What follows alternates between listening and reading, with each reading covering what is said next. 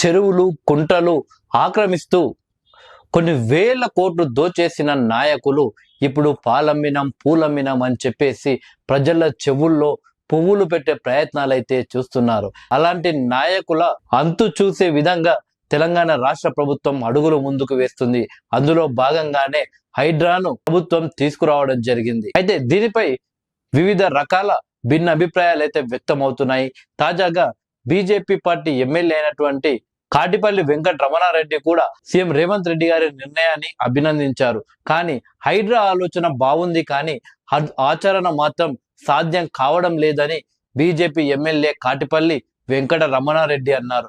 మంగళవారం బీజేపీ ఆఫీస్లో మీడియాతో మాట్లాడిన ఆయన ఎప్పుడో ఎవరో చేసిన తప్పులకు ప్రజలు ఇప్పుడు బలవుతున్నారని చెప్పారు.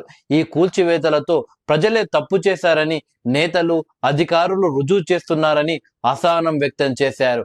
మరి ఈ అక్రమ నిర్మాణాలకు అనుమతిచ్చిన వారి సంగతి ఏంటని ఆయన ప్రశ్నించడం జరిగింది. బఫర్ జోన్లు, చెరువులు, శిఖం భూములని తెలియకుండానే ప్రభుత్వం అనుమతులు లేకుండానే భూములు రియల్ ఎస్టేటర్ల చేతిలోకి ఎలా వెళ్ళాయి అని ఆయన ప్రశ్నించడం జరిగింది.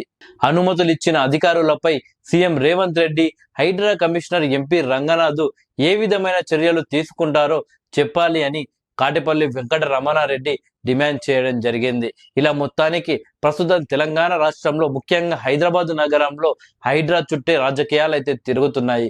త్వరలోనే కేటీఆర్ అక్రమంగా కట్టిన జన్వాడ ఫామ్ హౌస్ కూడా హైడ్రా అధికారులు కూలగొడతారు అని ప్రస్తుతం సోషల్ మీడియాలో అయితే వార్తలు వస్తున్నాయి.